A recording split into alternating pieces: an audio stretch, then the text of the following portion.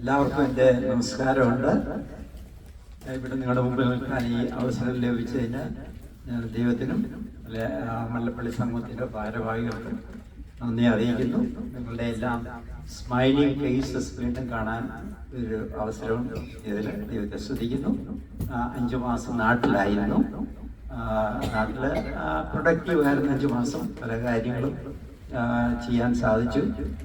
നാട്ടിൽ പോയി കഴിഞ്ഞാൽ റിട്ടയർമെൻറ്റൊക്കെ ആണെങ്കിൽ നല്ലതാണ്. അവിടെ പോയി ഗവൺമെൻറ്റിൽ നിന്ന് എന്തെങ്കിലും കാര്യം സാധിക്കാനാണെങ്കിൽ അങ്ങോട്ട് പോയിട്ട് വലിയ കാര്യമൊന്നുമില്ല. വെറുതെ മറ്റു പല പേഴ്സണൽ കാര്യങ്ങൾക്കൊക്കെയാണ് നല്ലതാണ്. 2 യൂട്യൂബ് വീഡിയോസ് പ്രൊഡ്യൂസ് ചെയ്ത് അപ്ലോഡ് ചെയ്യാൻ ദൈവം സഹായിച്ചു. ഒന്ന് മുഹമ്മദ് ഈശായ്ക്കുള്ള അദ്ദേഹത്തിൻ്റെ ക്രിസ്ത്യൻസിനെതിരായിട്ടുള്ള ചലഞ്ച്, അതിനൊരു മറുപടി. മറ്റേത് സി രവിചന്ദ്രന് ഉള്ള നിരീശ്വരവാദി, അദ്ദേഹത്തിനുള്ളൊരു മറുപടി. രണ്ട് യൂട്യൂബ് വീഡിയോസ് അപ്ലോഡ് ചെയ്തു. ഞാൻ പലരുമായി ഷെയർ ചെയ്തായിരുന്നു. ഞാൻ ഉറങ്ങിക്കിടക്കുമ്പോഴും ആൾക്കാർ വാച്ച് ചെയ്യുന്നുണ്ടത്. ഇവിടെ എന്നോട് പറഞ്ഞു ചെറിയ മെസ്സേജ് കൊടുക്കണമെന്ന് പറഞ്ഞു. വലിയ വിശന്നിരിക്കുമ്പോഴേ ആർക്കാണ് മെസ്സേജ് കേൾക്കാൻ ഇഷ്ടം? എങ്കിൽ പോലും ഞാൻ എൻ്റെ മനസ്സിൽ പിടിച്ചു നിൽക്കുന്ന പല മെസ്സേജുകളും പുൾപിറ്റിൽ നിന്ന് കേട്ടിട്ടുള്ളതല്ല. സാറിന് പുൾപിറ്റിൽ നിന്ന് കേൾക്കുന്ന മെസ്സേജുകളൊക്കെ ഒരു വിതിൻ ഫ്യൂ മിനിറ്റ്സ് തന്നെ നമ്മൾ മറന്നു. സാറിന് നമ്മൾ അങ്ങോട്ടും ഇങ്ങോട്ടും സംസാരിക്കുമ്പം പറയുന്ന വാക്കുകളൊക്കെയാണ് മനസ്സിൽ നിൽക്കുന്ന മെസ്സേജുകൾ. വാക്കുകൾ ചിലപ്പോൾ അഗ്നി അസ്ത്രങ്ങളാകാം. നമ്മുടെ ഹൃദയത്തിലത് തറച്ചുകൊണ്ട് നമ്മുടെ മനസ്സിൽ അതുപോലെ നിൽക്കുന്ന. ഉദാഹരണത്തിന് ഒരാളിൽ നിന്ന് ഞാൻ കേട്ടൊരു ചെറിയൊരു ചിന്തയാണ്. മഹാനായ അലക്സാണ്ടർ, അദ്ദേഹം അന്ന് ജീവിച്ചിരുന്ന ഒരു ഫിലോസഫർ, ഗ്രീക്ക് ഫിലോസഫറെ കാണാൻ പോയി. അദ്ദേഹത്തെ പറ്റി വലിയ ബഹുമാനമായിരുന്നു അലക്സാണ്ടറിന്, ഡയോജനിസ്. അപ്പം അദ്ദേഹത്തോട് ചോദിച്ചു, ഞാൻ നിങ്ങൾക്ക് എന്ത് ചെയ്തു തരണമെന്നാണ് നിങ്ങൾ ആഗ്രഹിക്കുന്നതെന്ന് ചോദിച്ചു. അലക്സാണ്ടർ ചക്രവർത്തിയല്ലേ, ഞാൻ നിങ്ങൾക്ക് എന്ത് ചെയ്തു തരണമെന്നാണ് നിങ്ങൾ ആഗ്രഹിക്കുന്നതെന്ന് ചോദിച്ചു. അദ്ദേഹത്തിന് മറുപടി, സ്വല്പം ഒന്ന് വലത്തുവശത്തോട്ടൊന്ന് മാറി നിൽക്കാമോ, താങ്കൾ എൻ്റെ സൂര്യപ്രകാശത്തെ തടയുകയാണെന്നാണ്. ദൈവം ഫ്രീ ആയിട്ട് തന്നിരിക്കുന്നതായിട്ടുള്ള സൂര്യപ്രകാശത്തെ തടയാതെ ഒന്ന് മാറി നിൽക്കുന്നതിന് എന്തോ വേണമെന്നാണ് അദ്ദേഹം ചക്രവർത്തിയോട് ചോദിച്ചത്. അപ്പൊ അദ്ദേഹത്തിന് ഈ പണത്തെ പറ്റി, ലോകവും പെരുമയും പ്രതാപവും ഒക്കെ അത്ര നിസ്സാരമായിട്ടാണ് അദ്ദേഹം കരുതിയിരുന്നത്. അതുകൊണ്ട് നമുക്കും ചെറിയ ചെറിയ മെസ്സേജുകൾ മറ്റുള്ളവർക്ക് കൊടുക്കുന്നതിന് പുൾപിറ്റിനൊന്നും ആവശ്യമില്ല. കഴിഞ്ഞ ദിവസം നാട്ടിൽ പോയപ്പോൾ അവിടെ ഒരാളെ പരിചയപ്പെട്ടു. അദ്ദേഹം ഒരു TV ചാനൽ തുടങ്ങിയിരിക്കുകയാണ്, ഷാഡോൺ TV. ഞാനത് മല്ലപ്പള്ളി സമൂഹത്തിൽ ഷെയർ ചെയ്തിട്ടുണ്ട്. ഇടുക്കിയെ കേന്ദ്രീകരിച്ചാണത്. നമുക്ക് ഉള്ള മെസ്സേജുകൾ അയച്ചു കൊടുത്തു കഴിഞ്ഞാൽ അവരത് TV ചാനലിൽ അത് പ്രക്ഷേപണം ചെയ്യും.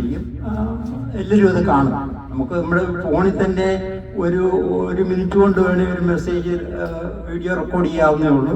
അയച്ചു കൊടുത്ത് അതിന് 200 റുപ്പീസോ മറ്റോ മുതല നിസ്സാര ചാർജേ ഉള്ളൂ. ചെയ്യാമെങ്കിൽ അവർക്കൊരു സൗകര്യമായിരിക്കും. നമുക്കും ക്രിസ്തുവിനെ പറ്റിയോ നമ്മുടെ മെസ്സേജുകൾ മറ്റുള്ളവർ പറയുന്നതിനുള്ളൊരു നല്ലൊരു അവസരമാണ്. ഇപ്പം നമ്മുടെ ഫിംഗർ ടിപ്പിലാണ് ഈ ടെക്നോളജി എല്ലാം ഇരിക്കുന്നത്. അപ്പം അതുകൊണ്ട് അത് പറ്റുമെങ്കിൽ അത് ഉപയോഗിക്കുക. മെസ്സേജിനെ പറ്റി അച്ഛൻ ഇവിടെ ഉണ്ട്, നല്ല കാര്യമായ മെസ്സേജ് നിങ്ങൾക്ക് തരാൻ. എങ്കിലും എൻ്റെ മനസ്സിൽ വന്ന ഒരു ചിന്ത, കഴിഞ്ഞ നാട്ടിൽ പോയപ്പോൾ ബ്രദറിൻ്റെ കൂടെ കന്യാകുമാരി ഒക്കെ ഒന്ന് കാണാൻ പോയി.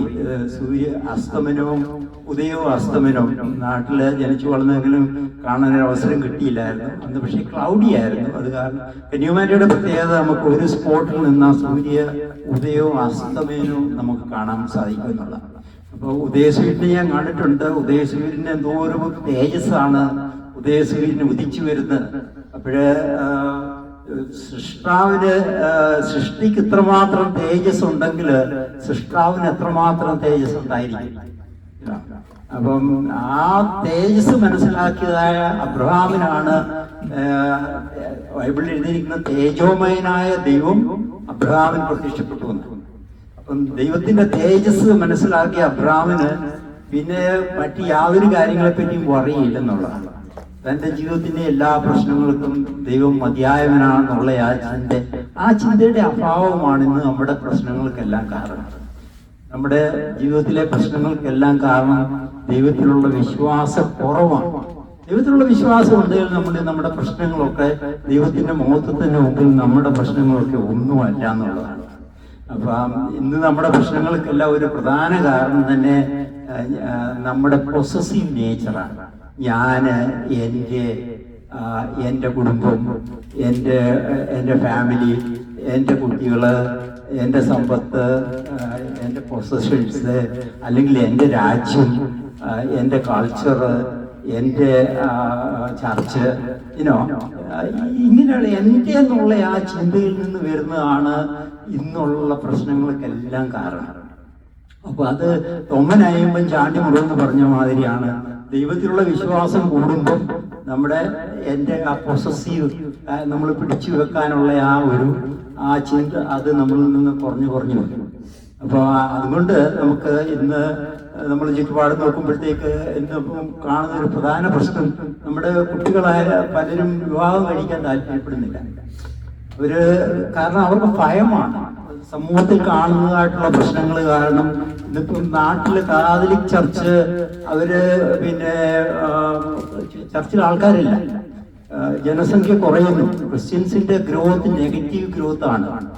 ഞാനൊക്കെ ജനിച്ചു പോകുന്ന സമയത്ത് ഈ കുടുംബാസൂത്രണമെന്നും പറഞ്ഞ് നമ്മൾ ഹോസ്പിറ്റലൊക്കെ ചെല്ലുമ്പം കാണും നമുക്ക് 2, നാം 2, നമുക്ക് 2.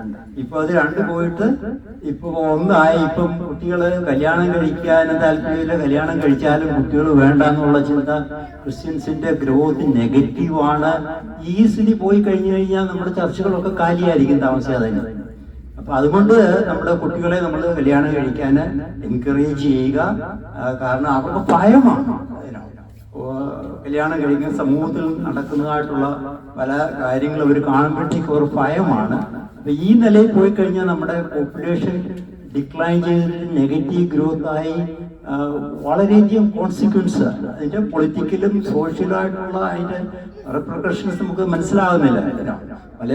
മലയാളികൾ ഇനിയും ഒരു മലയാളി MLA വിരലെണ്ണം പോലും കാണുമോ എന്നുള്ള നിലയിൽ ചില കാര്യങ്ങൾ ചിലപ്പോൾ മാറിയെന്ന് വരും.